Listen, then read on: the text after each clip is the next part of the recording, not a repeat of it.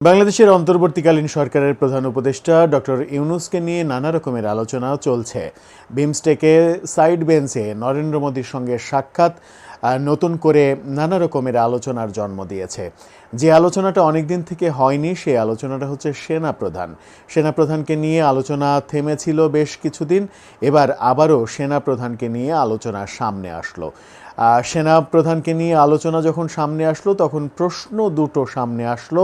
Doctor ইউনূসের সরকার দীর্ঘমেয়াদে ক্ষমতায় থাকবে নাকি সেনা শাসনের দিকে যাবে বাংলাদেশ, কোন পথে বাংলাদেশ এগোচ্ছে সেই আলোচনাই করবে এই ভিডিওতে।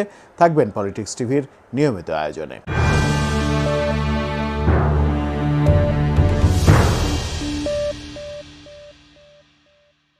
দর্শক, পলিটিক্স টিভির নিয়মিত ভিডিওগুলো এখন থেকে স্পন্সর করছে প্রজাপতি.টিভি, নতুন ওটিটি প্ল্যাটফর্ম। আপনারা চাইলে ইউটিউবে, ফেসবুকে, ইনস্টাগ্রামে, টিকটকে দেখে নিতে পারেন।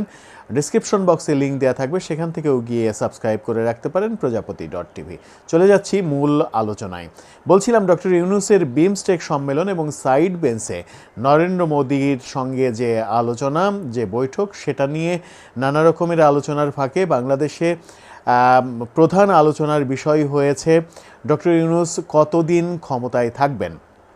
তিনি কি স্বল্পমেয়াদে ক্ষমতায় থেকে নির্বাচন দিয়ে চলে যাবেন নাকি দীর্ঘমেয়াদে ক্ষমতা পাকাপোক্ত করার বন্দোবস্ত করবেন। ডক্টর ইউনূসের ক্ষমতা নিয়ে যখন নানা রকমের কথা হচ্ছে তখন আবারও আলোচনার লাইমলাইটে আসছেন সেনাপ্রধান এবং সেনাবাহিনী। কদিন আগে সেনাবাহিনী এবং সেনাপ্রধান সম্পর্কে নানা রকমের বাজে মন্তব্য করতে শুনেছি আমরা নতুন রাজনৈতিক দল এনসিপির নেতাদের। এবি পার্টির সাধারণ সম্পাদক খুবই বাজে মন্তব্য করেছিলেন। সেই সূত্র ধরে হাসনাত আবদুল্লাহ, এবি পার্টির ব্যারিস্টার ফুয়াদ, এই দুজন সমালোচনার সর্বোচ্চ শিখরেও উঠে গিয়েছিলেন।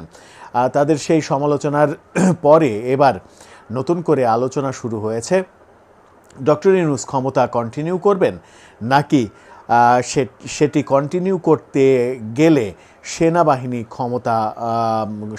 ক্ষমতায় আরোহণ করবেন। সেনাবাহিনী ক্ষমতা নেবে কি নেবে না এই আলোচনা অনেক দিন ছিল। বাংলাদেশের বাস্তবতায় সেনাবাহিনীর ক্ষমতা নেয়ার বর্তমান প্রেক্ষাপটে সম্ভাবনা আছে কি না সেই আলোচনাও অনেকে করে থাকেন। সেই আলোচনায় যদি যাই তাহলে বাস্তবতা বলে যে সেনাবাহিনীর ক্ষমতা নেওয়াটা খুবই কঠিন এই কারণেই যে আন্তর্জাতিক মহলের সাপোর্ট যদি না পাওয়া যায়, বিশেষ করে জাতিসংঘের শান্তি মিশনে বাংলাদেশের সেনাবাহিনী অনেক বড় ভূমিকা পালন করে থাকেন। শান্তি মিশনে বাংলাদেশের বহু সেনা সদস্য অংশগ্রহণ করেন এবং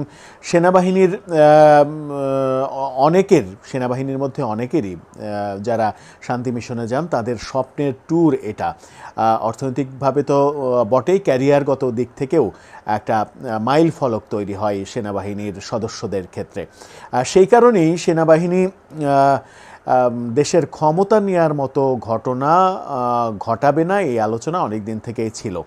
তাতে করে জাতিসংঘ বেঁকে বসতে পারে, জাতিসংঘ শান্তি মিশনের যে সেনাবাহিনীর সদস্যদের অংশগ্রহণ সেই অংশগ্রহণ বাতিল করে দিতে পারে, এরকম নানা রকমের আলোচনা ছিল। কিন্তু আবারও সেনাবাহিনীর ব্যাপারটা সামনে চলে আসছে এই কারণে, যখন ডক্টর ইউনূসের ক্ষমতা দীর্ঘায়িত করার প্রসঙ্গটা আসছে, নানাভাবে সামাজিক যোগাযোগ মাধ্যমে জনমত তৈরি করার চেষ্টা করা হচ্ছে যে ডক্টর ইউনূস আরও 5 বছর যেন ক্ষমতায় থাকেন। ডক্টর ইউনূস কেউ বলছেন যে আরও 10 বছর যেন ক্ষমতায় থাকে। এরকম নানা রকমের আলোচনা রয়েছে। সামাজিক সাংস্কৃতিক সংগঠনের অনেকেই নানাভাবে বলার চেষ্টা করেন। সাংস্কৃতিক কর্মীরা যারা ডক্টর ইউনূসের পক্ষে মতামত দেন তারা বলার চেষ্টা করে থাকেন।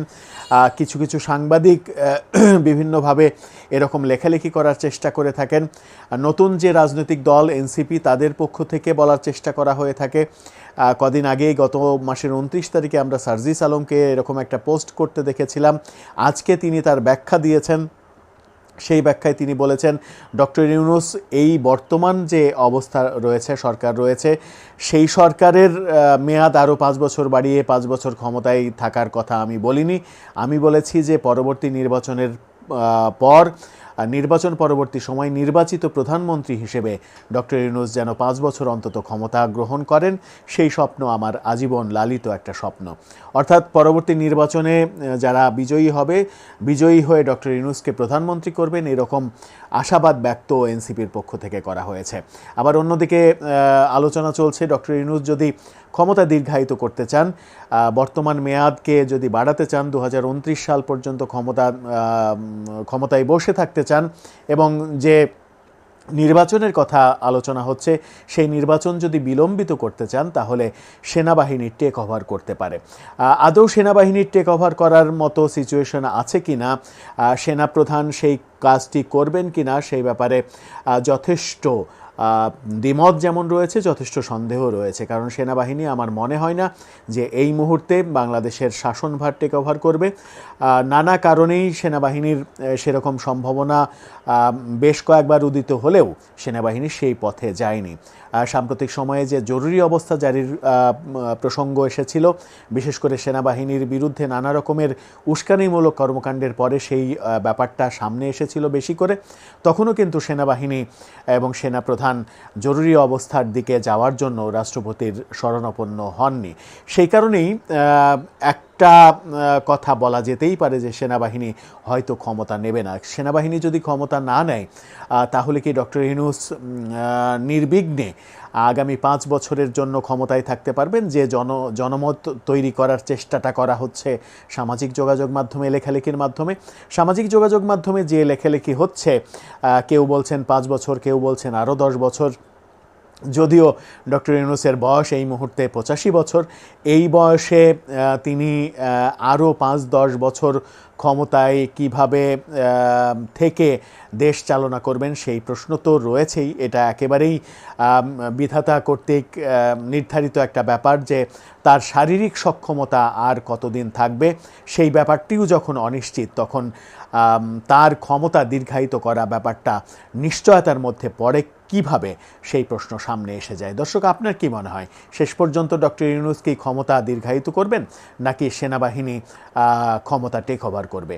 আপনার মতামত জানিয়ে লিখতে পারেন আমাদের কমেন্ট বক্সে।